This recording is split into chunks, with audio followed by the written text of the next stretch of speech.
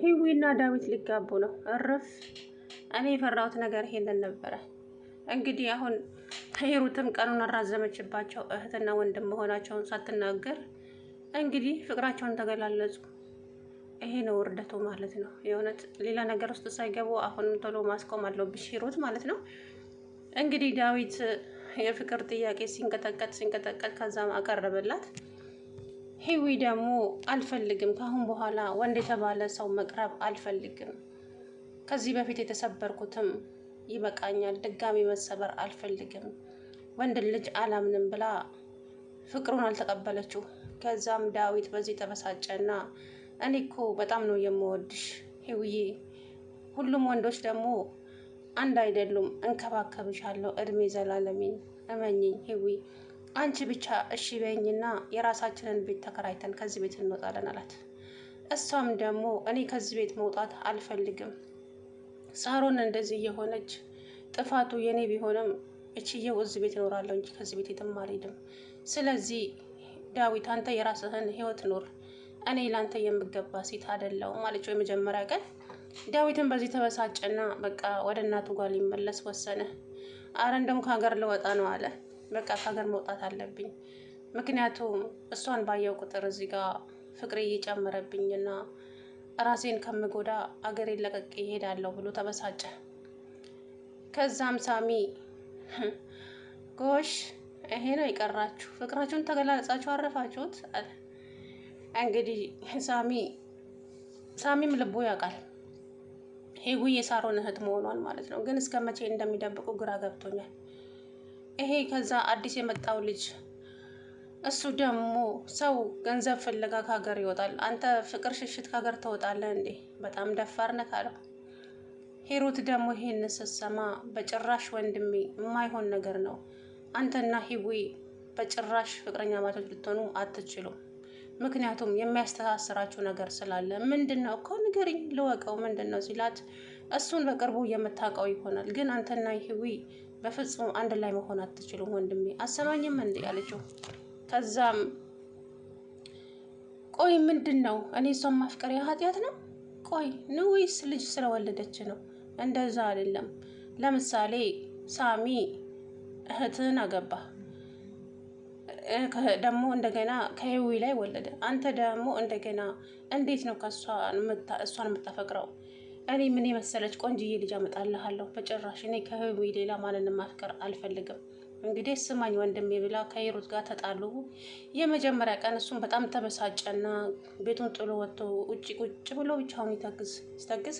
አሰላሙ አለይኩም ወራህመቱላሂ ወበረካቱ። ውድና የተከበራችሁ የቻናሌ ቤተሰቦች እንዴት ናችሁ? እኔ ያለው አልሐምዱሊላህ። እንግዲህ ሂዊ የህይወት መንገድ ዳዊት ፍቅሩን ገለጸላት። ከዛም በሁለተኛው ቀን ሳሮን ከስራ ስትመጣ ሂዊ ቁጭ ብላ ነበር ከዳዊት ጋር ሳሎን። አንቺ ምን አባሽ ትሰሪያለሽ እዚህ ብላ ዘላ መታ ጉሮሮዋን አነቀቻት። ሂዊ ዳዊት ማለት ሳሮን ልቀቅኝ፣ አሳምምሽኝ፣ እንደምናርጊ ነው የምትይኝ? እገልሻለሁ። ለአንቺ ይሄ ሳይሆን ጩቤ ነው የሚገባሽ፣ ደግሞም አደርገዋለሁ፣ ጠብቂኝ። አበዛሹ አሁን አለና እጇ ምንጭቅ አደረጋት። ከዛ ከአሁን በኋላ ሂዊ ላይ እጅሽን አነሳለሁ ብትይ ሲጥ አድርጌ ነው የምገልሽ፣ እመኘኝ ሳሮን አላት ዳዊት። ጭራሽ ዘር ብለው ወደዛ እባክህ ምን ይመስላል አለችና ገፍትራው ሄደች። ከዛም ሂዊን አየት ተረጋትና ጥሏት ወጣ። ምክንያቱም ፍቅሩን አልተቀበለችውማ ተናዷል ማለት ነው። ከዛም ዳዊት አለችና እጁን ያዝ አደረገችው። ምን አላት ዳዊት፣ ባለፈው ተቀይመኸኝ ነው አይደለ? በቃ ሂዊ እምቢ ብለሽኛል አይደለ? እኔም ቤቱን ለቅቄ ልሄድ ነው። ስለዚህ እኔ ከአንቺ ውጪ ማሰብ አልቻልኩም። ስለዚህ አንቺም ፍቅሬን አልተቀበልሽኝም። ስለዚህ ቤቱን ጥዬ መሄድ አለብኝ አላት። እንደዛ ማለት ሳይሆን እኮ ዳዊት፣ እኔ ያሳለፍኳቸውን ነገሮች ታውቅ የለ? በዛ ላይ ደግሞ እኔ ላንተ የምገባ ሴት አይደለሁም። ድጋሜ ልቤ እንዲሰበር ስለማልፈልግ ነው እንጂ ጠልቼክ አይደለም። እና ምን አላት ዳዊት፣ እኔም እኮ ላንተ ስሜት አለኝ አለችው። ከዛ እና ፍቅሬን ተቀበልሽኝ አላት። አዎ እረፍ። ከዛ በደስታ ሲተቃቀፉ ሂሩትና ያ ልጁ ከውጭ መጡ፣ ተፋጠጡ። ከዛ ሳር ማናት ሂሩት እብድ ሆነች። ከዛም ይሄ ልጁ አንቺ ምን እያደረግሽ ነው? ቆይ እነኚህ ልጆች እኮ ፍቅራቸውን ተገላለጹ፣ ቀጣይ ደግሞ ሌላ ነገር ውስጥ ይገባሉ። ምን ሆነሽ ነው? እባክሽን ሂሩት አቁሚ እያደረግሽ ያለሽውን ነገር እንዴ! ሌሎች ልጆቹ ህይወታቸው እየተበላሸ ነው። ወንድምና እህት እንዴት ነው የሚጋቡት? አረ እባክሽን ሂሩት ቆም ብለሽ አስቢ እያለ እንግዲህ ልጁ አፋጥጣት። ተወኝ ተወኝ፣ እኔን ማበዴ ነው። እሷ የራሷ የምትፈልገው ነገር ስላለ ነው ሂሩት ማለት ነው። ምክንያቱም የእህቷን ልጅ አግታባት ሳሮን ማለት ነው እሱን አስለቅቀዋለች። አሁንም ደግሞ የሳሮንን ወንጀል ካጋለጠች በኋላ ዳዊትና ሂዊ እህትና ወንድም መሆናቸውን ትናገራለች። ግን ያ ነገር ደግሞ ዘገየ። አሁን ቶሎ መናገር አለብሽ ሂሩት፣ ነገሩ ሳይብስ ማለት ነው። እና ይህም ልጁ አጎቱን የገደለችው ሳሮን ናት። የስንት ሰው ወንጀል ነው ያለባት? ያ ኢላሂ። እንግዲህ ይህንን ጉድ በተደጋጋሚ ደግሞ ከነሳሮን አካባቢ ስልክ ይደወላል፣ ከእናቷ ቤት አካባቢ ማለት ነው። ምክንያቱም ሂዊ የእነሱ ልጅ እንደሆነች ደጋግመው ይነግሯታል ለሳሮን። በፍጹም እኛ እህታችንን አግኝተናል፣ ሌላ እህት የለንም ብላ ስልክ ዘጋች። አካባቢውን ደብረ ዘይት ያሉበትን ቦታ ሁሉንም ነገሯት ለሳሮን።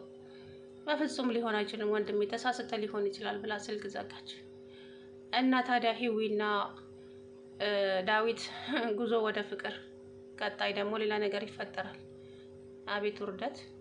ከዚህ ሁሉ ሂሩት ቶሎ ብለሽ ሁሉንም ነገር ተናግረሽ ነገሩ ይቋጭ። አንቺም እህታቸው እንዳልሆንሽ ለምን እዛ ቤት እንደመጣሽ ሁሉንም ነገር ከተናገርሽ በኋላ ዲኤንኤኑንም እንግዲህ ቀይራ ነው። ገብቷቸዋል አይደለም? የሂዊን ዲኤንኤን ቀይራ ነው እነሱ እህት እንድትሆን ያደረገችው እሷ ሂሩት ማለት ነው እንጂ እህታቸው አይደለችም። እንግዲህ ሂዊ ናት ትክክለኛ የሳሮን እህት።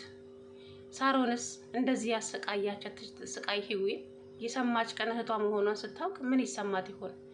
በጣም ነው የሚያሳፍረው በእውነት። አሁን እንግዲህ ቶሎ ሌላ ነገር ውስጥ ሳይገቡ ዳዊትና ሂዊ ሂሩት ቶሎ መናገር አለብሽ። በጣም ነው የሚከብደው። እኔ አላውቅም፣ የእውነት ይከብዳል። እኔ ለእነሱ ከበደኝ ማለት እህትና ወንድም እንዴት ሊፈቃቀሩ ይችላሉ?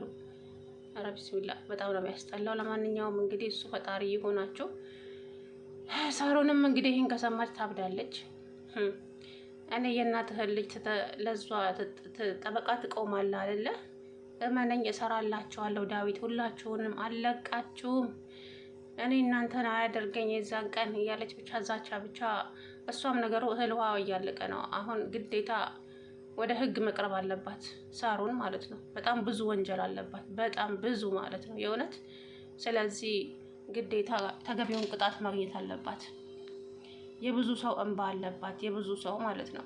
የህዊ ልጅ እንኳን እዛው አያቷ ጋር ገብታለች።